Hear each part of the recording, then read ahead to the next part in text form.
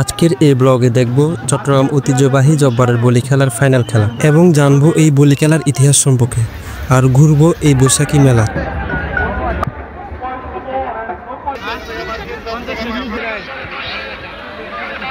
চলুন তাহলে শুরু করা যাক। আমার বাসা যেহেতু সদরঘাট, তাই আগে কোতোয়ালি মোড় চলে আসলাম। এই যে দেখুন মেলা কোতোয়ালি মোড় থেকেই শুরু।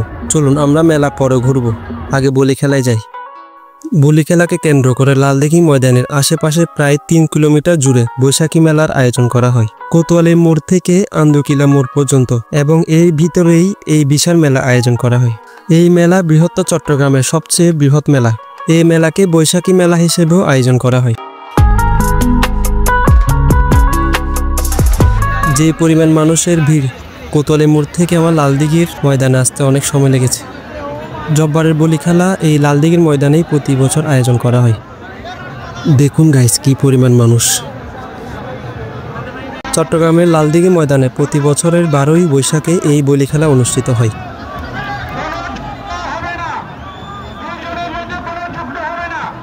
এই খেলায় অংশগ্রহণকারীদের বলা হয় বলি, আর চট্টগ্রামের আঞ্চলিক ভাষায় জব্বাইজের বলি খেলা নামে পরিচিত।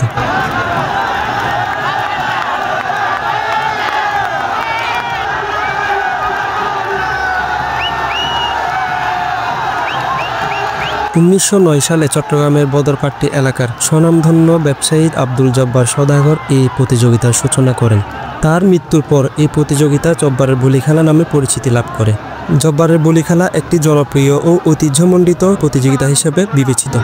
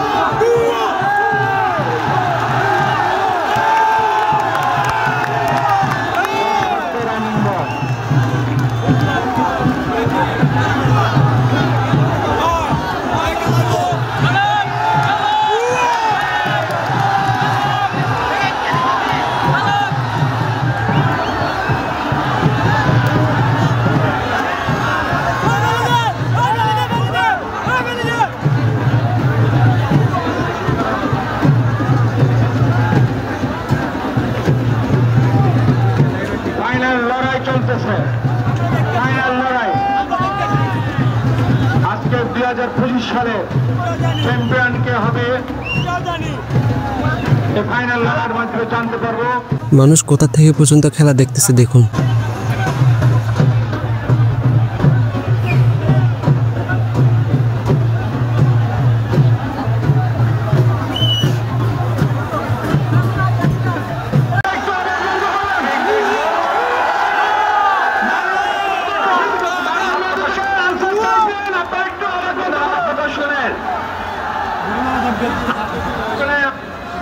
আমার কথা শুনেন আগে।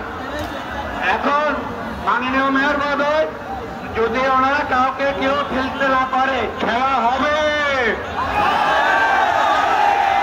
আসলে ফাইনালের এই দুই প্রতিদ্বন্দ্বী কেউই কাউকে ফেলতে পারতেছে না। এদের মাঝে খেলা অনেকক্ষণ ধরে চলতেছে। হবে না, যদি মাটিতে ফেলতে পারে সে উইনার হবে।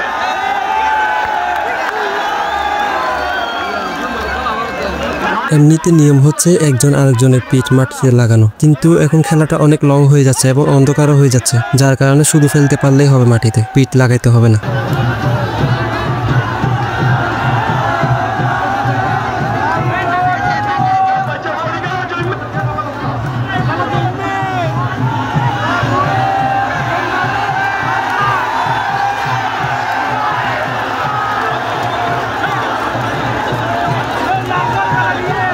এখনই ওনাকে ফেলে দিত, ওই যে রশি ধরার কারণে ফেলতে পারে না, যার কারণে ওনাকে জিতে দিছে।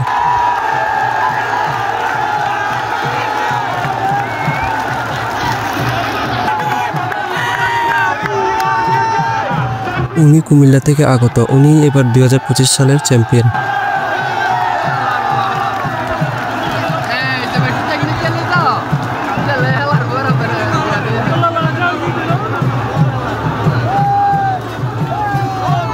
বলি খেলা দেখা শেষ, চলুন এখন মেলা থেকে ঘুরে আসি। সেলিব্রেশন করতেছে। এই মেলায় ঘরের যাবতীয় সকল জিনিসই পাওয়া যায়।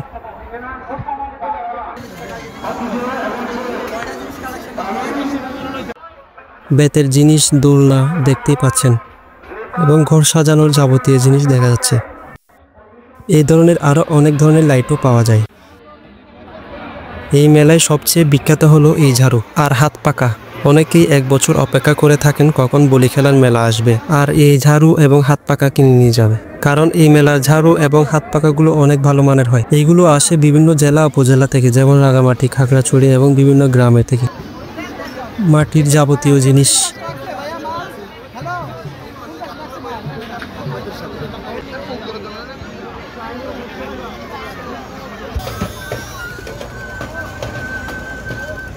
আমার এই চ্যানেলটি নতুন, ভিডিওটি ভালো লাগলে অবশ্যই সাবস্ক্রাইব করে পাশেই বেল আইকনটি প্রেস করে রাখবেন পরবর্তী সকল ভিডিও পাওয়ার জন্য। আর যদি ফেসবুক থেকে দেখে থাকেন তাহলে অবশ্যই পেজটি ফলো দিয়ে পাশেই থাকবেন। এই মেলায় ঘরের প্রয়োজনীয় এমন কোনো জিনিস নাই যে পাওয়া যায় না।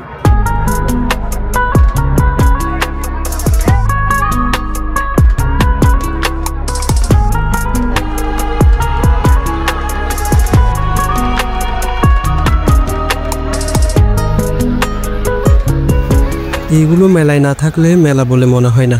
এইগুলোকে আপনারা কি বলে থাকেন অবশ্যই কমেন্ট বক্সে জানাবেন। এই মেলায় পুরনো সকল জিনিসই পাবেন, যে জিনিসগুলো কালের বিবর্তনে হারিয়ে গেছে। বিভিন্ন ধরনের ফুল ও ফল গাছের চারা, শিমুল তোলা,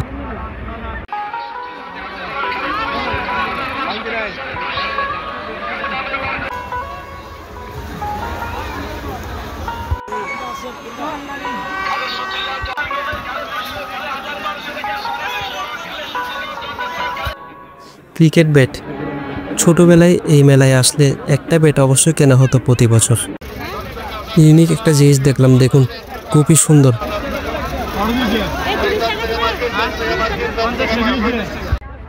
এই মেলায় আসলে আপনার শৈশবের কথা মনে পড়বেই, কারণ আপনার শৈশবের সেই সকল জিনিস এখানে দেখতে পারবেন যে জিনিসগুলো এখন সচরাচর দেখা যায় না।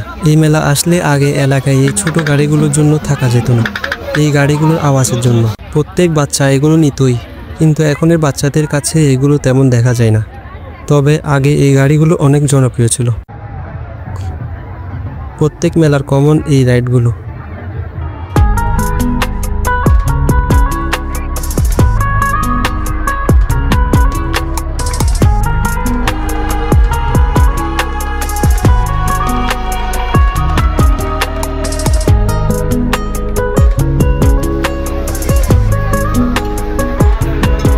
যারা এখনও চ্যানেলটি সাবস্ক্রাইব করেন নাই অবশ্যই সাবস্ক্রাইব করে পাশেই থাকবেন, আর ফেসবুক থেকে দেখলে অবশ্যই ফলো দিয়ে রাখবেন। আজকের ভিডিও এই পর্যন্তই। সবাই ভালো থাকবেন, সুস্থ থাকবেন। আবার দেখা হবে অন্য কোনো ভিডিও নিয়ে। ধন্যবাদ সবাইকে।